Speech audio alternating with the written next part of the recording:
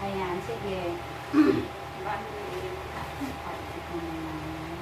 Ano nararamdaman mo? Masakit? Sige na, iirin mo na. Nandito na kasi, be. Ayun na, oh. Yan, very good. Parang gusto mo ikaw lang, ah. Sige na, nandito na. Yan na, sige. Diretso mo pa. Diretso. 1, 2, 3. Diretso. Push. Ah, huwag lang wait. Sige. Nay. Huwag lang wait.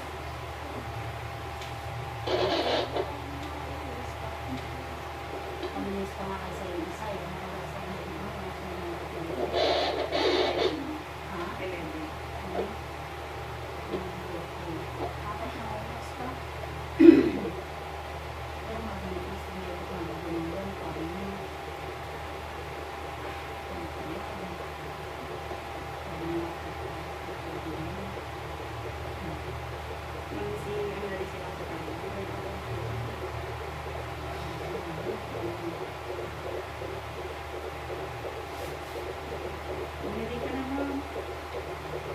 Amerika ha, kasi si baby mo para sa amin mo. Hindi pangin, mula sa bibig, inileksil.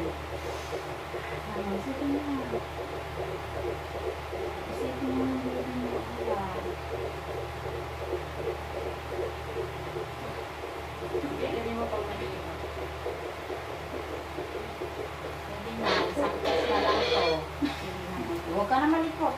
Sige, huwag nang malikot. Nandito na. Iangat kunti yung puwet. Huwag ka malikot. Iangat yung puwet ha. Yan. Sige, very good. Iangat mo yung puwet mo, be. Basta nakasugsog. Sige, 1, 2, 3. Oops. Hindi ko mo yung bisig mo. Sige, direct mo pa. 1, 2, 3, push.